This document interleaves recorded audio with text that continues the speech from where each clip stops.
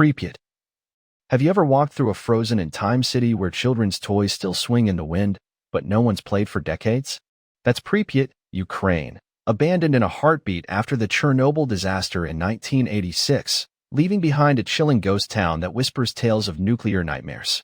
Picture this. On April 26, 1986, reactor number 4 at the Chernobyl nuclear power plant exploded, spewing radiation across Europe and forcing 50,000 residents of nearby Pripyat to flee with just the clothes on their backs. No time to pack, no time to say goodbye. Today, the city stands as an eerie monument to human error, with crumbling apartment blocks, faded propaganda murals, and abandoned schools where textbooks lie open, collecting dust for nearly 40 years. Fun fact, Pripyat was meant to be a model Soviet city, complete with amusement parks and swimming pools, but now it's a playground for urban explorers who risk radiation sickness for Instagram shots. Imagine stumbling upon a Ferris wheel that's never spun since that fateful day. Would you dare ride it, knowing the ghosts of the past might join you? The radiation levels still spike in certain areas, making it a real-life horror story where nature has reclaimed the streets, with trees bursting through concrete and wild animals roaming freely. Yet, tours now draw thrill seekers, turning tragedy into a morbid attraction. It's not just abandoned, it's a stark reminder that one bad decision can erase a thriving community overnight. Hashima. Ever heard of an island that looks like a battleship floating in the sea, but it's packed with empty, decaying high-rises that once housed thousands of workers in a floating coal mine hell? That's Hashima, off the coast of Japan, nicknamed Gunkanjima or Battleship Island, abandoned in the 1970s when the coal ran out, leaving behind a concrete jungle of ghosts. Back in the late 1800s, Hashima was a booming industrial hub, crammed with over 5,000 people on a tiny 16-acre rock. Miners toiled in dark, dangerous shafts hundreds of feet below the ocean, extracting coal for Japan's wartime machine.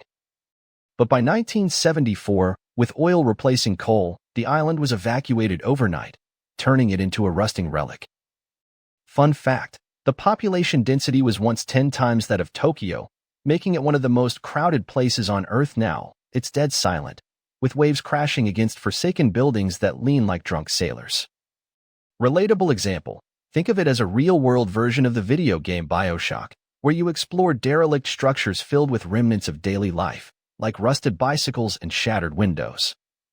Explorers report hearing echoes of machinery or seeing shadows in the fog, though it's probably just the wind still. Would you spend a night there, surrounded by the spirits of overworked miners who died in accidents? Hashima's creepy allure even caught Hollywood's eye, featuring in the James Bond film Skyfall as a villain's lair. Today, it's a UNESCO World Heritage Site, but entry is restricted, adding to its mystery. If Pripyat is a nuclear ghost, Hashima is an industrial one, showing how economic shifts can turn prosperity into desolation in a flash. Centralia. What if I told you there's a town in Pennsylvania, USA, that's been on fire underground for over 60 years, slowly swallowing buildings into fiery chasms?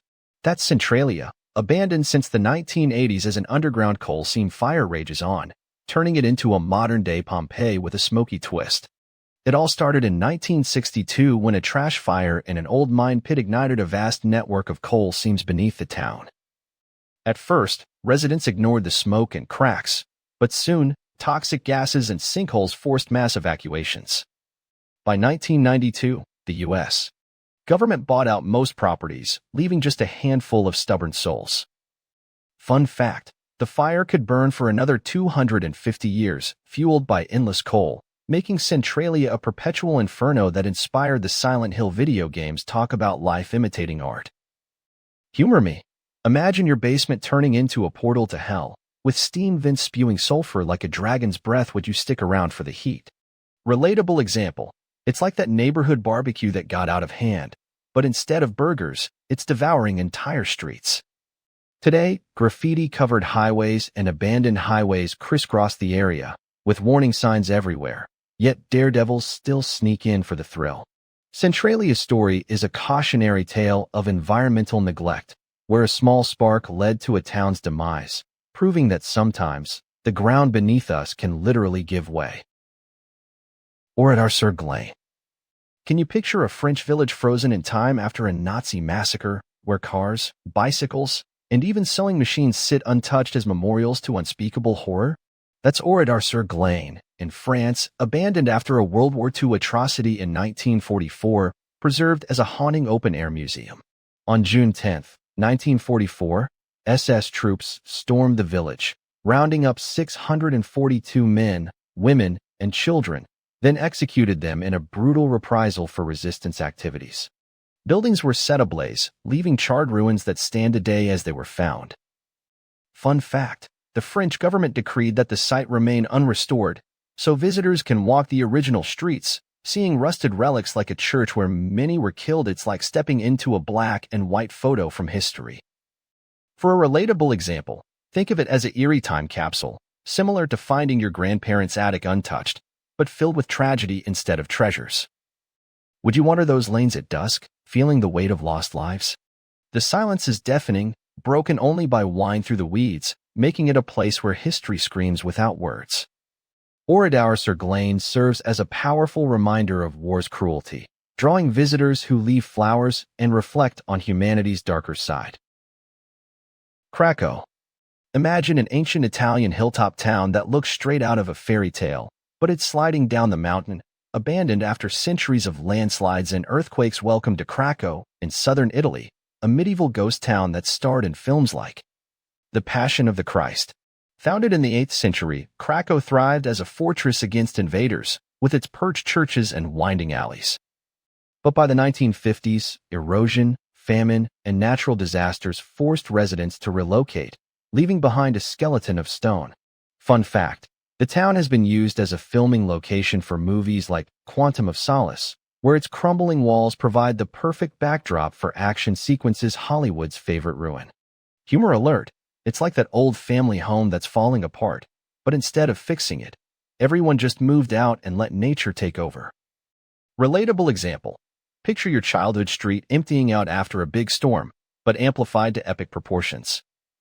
Would you explore its echoing chambers where frescoes fade on church walls?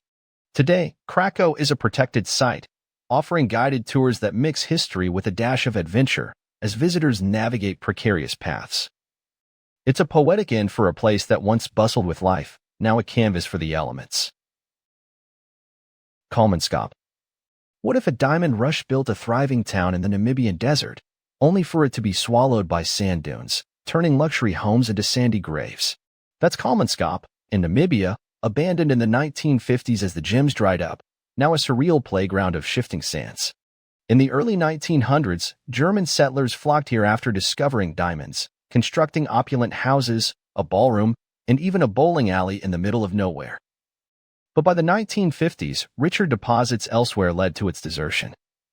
Fun fact: sand now invades the buildings, filling rooms up to waist level, creating an otherworldly scene where billiard tables sit buried like ancient artifacts. For a relatable twist, it's like that beach vacation where the tide comes in and never leaves except here. It's the desert reclaiming its territory. Would you sift through the sands, hoping to find a forgotten diamond? Explorers love photographing the decay, with doors creaking in the wind and sun-bleached walls telling stories of lost wealth. Kolmanskop's isolation adds to its creep factor, a reminder that even human ingenuity can't outlast nature's forces. If you've been chilled by these ghost towns, don't just scroll away. Hit that like button. Drop your thoughts in the comments about which one you'd visit. Subscribe for more spine-tingling stories, and share this with a friend who loves a good mystery. Let's keep the adventure going.